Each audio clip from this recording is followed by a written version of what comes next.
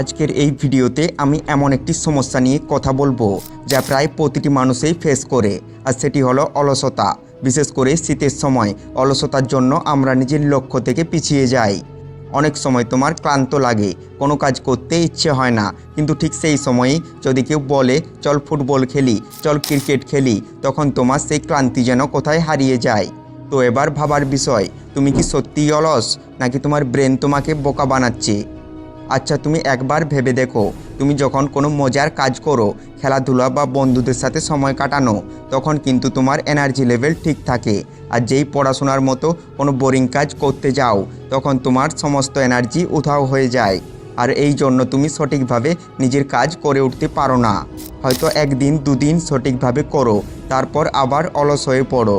আর এই অলসতা সত্যিই অনেক বড় একটি সমস্যা, কিন্তু এই সমস্যার সমাধান সম্ভব। তবে এর সমাধানের আগে আমাদের সমস্যাটি ভালোভাবে বুঝতে হবে। তো অলসতা মূলত 3 টাইপের। টাইপ 1, যেটাতে তোমার শরীর সবসময় ক্লান্ত লাগে, ঘুম থেকে উঠেও তুমি এনার্জি ফিল করো না, সারাদিন তোমার ঘুম ঘুম লাগে। টাইপ 2, তোমার শরীরে ক্লান্তি নেই, কিন্তু পড়তে বসলে বা কোনো কাজ করতে গেলে ঘুম চলে আসে। টাইপ 3, তুমি পড়াশোনা বা কোনো কাজ শুরু তো করো, কিন্তু কিছুক্ষণের মধ্যেই মোবাইল বা অন্য কোনো জিনিসে ডিস্ট্রাক্ট হয়ে যাও, তারপর সময় নষ্ট করে আফসোস করতে থাকো। তো আশা করি এতক্ষণ পর্যন্ত তুমি বুঝতে পেরেছো যে তুমি কোন টাইপের অলসতার জন্য নিজের কাজ সঠিকভাবে করতে পারছো না। এবার এর সমাধান কি, সেটাও আমরা এক এক করে জানব। টাইপ 1 অলসতার সমাধান। নাম্বার 1, মর্নিং রুটিন ঠিক করো। সকাল শুরু করার পদ্ধতি তোমার পুরো দিনের উপর প্রভাব ফেলতে পারে, তাই ঘুম ভাঙার সঙ্গে সঙ্গে বিছানা ছেড়ে দাও। কোনোভাবেই ফোন হাতে নিয়ে শুয়ে পড়বে না, এটি কেবল সময় নষ্ট করে না, বরং তোমার মস্তিষ্ককে আরও অলস করে তোলে। বিছানা থেকে উঠে বিছানাকে ভালোভাবে গুছিয়ে রাখো, তারপর সামান্য স্ট্রেচিং বা পানি পান করার অভ্যাস গড়ে তোলো।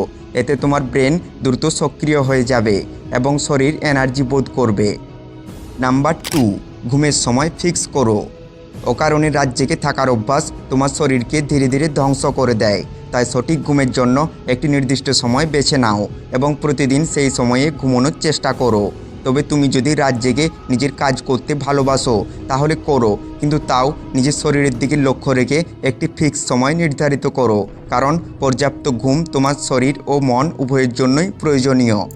আর গভীর ঘুমের জন্য আমি কিছু টিপস স্ক্রিনে দিয়ে দিচ্ছি, সেটি ফলো করতে পারো। নাম্বার 3, হেলদি ফুড গ্রহণ করো। তোমার শরীর ও মনের শক্তি বজায় রাখতে সঠিক খাদ্যাভ্যাসের কোনো বিকল্প নেই, তাই পুষ্টিকর খাবার গ্রহণ করার চেষ্টা করো। বিশেষ করে ফল, শাকসবজি, প্রোটিন এবং স্বাস্থ্যকর ফ্যাট সমৃদ্ধ খাবার, যা তোমার শরীরকে আরও তরতাজা করে তুলবে। সুস্থ খাবার কেবল তোমার শক্তি বাড়ায় না, বরং তোমার মস্তিষ্ককে আরও কার্যকরভাবে কাজ করতে সাহায্য করে। আর নিয়মিত সুষম খাবার গ্রহণ করে তুমি নিজের অলসতাকে চিরতরে বিদায় জানাতে পারো। টাইপ 2 অলসতার সমাধান। Number 1, find your why. তুমি পড়াশোনা করছো কেন, বা তুমি নিজের কাজ করছো কেন, তোমার জীবনের লক্ষ্য কী? এই প্রশ্নগুলির উত্তর খুঁজে বের করো। যখন তুমি বুঝবে যে নিজের কাজ তোমার স্বপ্ন পূরণ করার জন্য কতটা গুরুত্বপূর্ণ, তখন সেই কাজের প্রতি আগ্রহ তৈরি হবে। আর আগ্রহ তৈরি হলে অলসতা দূর হবে, তার সাথে মনোবলও বাড়বে। নাম্বার 2, এই পয়েন্টটি শুধুমাত্র স্টুডেন্টদের জন্য। পড়ার সময় নোট লেখা শুরু করো। পড়ার সময় লেখার অভ্যাস তোমার পড়াশোনার মনোযোগ ধরে রাখতে সাহায্য করবে। একটি গবেষণায় প্রমাণিত হয়েছে যে লেখার সময় ঘুম কম আসে এবং বিষয়বস্তু আরও ভালোভাবে মনে থাকে। তাই প্রতিটি অধ্যায় পড়ার পরে তা সংক্ষেপে নিজের ভাষায় লিখে নাও। এরপর টাইপ 3 অলসতার সমাধান। Number 1, break your time. নিজের সময়কে ছোট ছোট ভাগে ভাগ করো, অর্থাৎ একটানা কোনো কাজ করার কথা না ভেবে সেটিকে ছোট ছোট ধাপে ভাগ করো। এর জন্য তুমি পোমোডোরো টেকনিকের ব্যবহার করতে পারো। পোমোডোরো টেকনিক মানে কোনো কাজ তুমি টানা 25 মিনিট করলে, তারপর 5 মিনিটের একটি ছোট্ট ব্রেক নিলে, আর এভাবে 25 মিনিটের 4টি সেশন কমপ্লিট করার পর 30 মিনিটের একটি লং ব্রেক নিলে। এতে মনোযোগ বাড়বে আর কাজের চাপ কম হবে। নাম্বার 2, ডিস্ট্রাকশন দূর করো। পড়ার সময় মনোযোগ ধরে রাখতে মোবাইল বা টিভি বা অন্য কোনো বিঘ্নকারী জিনিস একদম এড়িয়ে চলো। মোবাইল অফ করে অন্য ঘরে রেখে দাও। যদি দরকার হয় তাহলে স্টাডি মোড অ্যাপ ব্যবহার করো। আর নিজেকে একটি নির্দিষ্ট সময়ের জন্য প্রযুক্তি থেকে দূরে রাখার প্রতিজ্ঞা করো। তো এবার সব ধরনের অলসতার জন্য একটা কমন সলিউশন। আমাদের শরীরে ডোপামিন নামে একটা কেমিক্যাল থাকে যা আমাদের কোনো কাজের জন্য মোটিভেট করে। তাই ডোপামিন লেভেল বাড়াতে রিওয়ার্ড সিস্টেম তৈরি করো, অর্থাৎ নিজের ডেইলি টাস্ক কমপ্লিট হলে নিজেকে পুরস্কৃত করো। এই ছোট ছোট রিওয়ার্ড তোমার মোটিভেশন বাড়াবে আর অলসতা কম করবে। তো বন্ধুরা, আজকের আলোচনায় আমরা 3 ধরনের অলসতার সমাধান নিয়ে কথা বললাম।